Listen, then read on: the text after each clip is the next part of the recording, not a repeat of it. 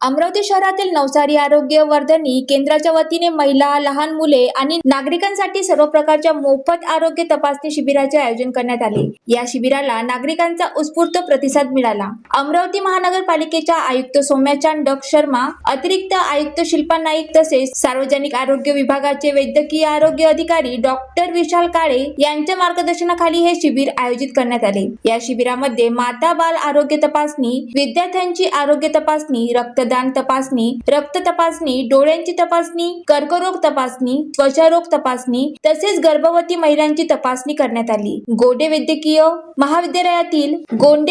महाविद्यालयातील डॉक्टरांच्या चमूने या शिबिरात सेवा दिली। यात डॉक्टर अंकिता राऊत, डॉक्टर आकाश, डॉक्टर समीर चाऊस, डॉक्टर विनंती नवरे आणि डॉक्टर श्वेता मोहोड यांच्यासह इतर आरोग्य कर्मचाऱ्यांनी नागरिकांची तपासणी केली। यावेळी साथरोग नियंत्रण अधिकारी डॉक्टर रुपेश खडसे यांनी कीटकजन्य व जलजन्य आजाराबाबत नागरिकांना मार्गदर्शन केले। तसेच शहरी आरोग्य केंद्राचे वैद्यकीय अधिकारी डॉक्टर आकिब अहमद खान यांनी नागरिकांना नियमित आरोग्य तपासणी करून घेण्याचे आवाहन केले। आरोग्य निरीक्षक हैदर अली आणि शशिकांत जयस्वाल यांनीही नागरिकांना डेंग्यू आणि मलेरिया सारख्या आजारापासून बचाव करण्याबाबत माहिती दिली। या शिबिरात शेकडो महिला, मुले आणि नागरिकांनी सहभाग घेत आरोग्य तपासणी करून घेतली। या उपक्रमामुळे नवसारी आणि महेंद्र कॉलनी परिसरात आनंदाचे वातावरण निर्माण झाले असून नागरिकांनी या शिबिराचे स्वागत केले आहे। विलास सावळे, ज्वालादीप न्यूज, अमरावती।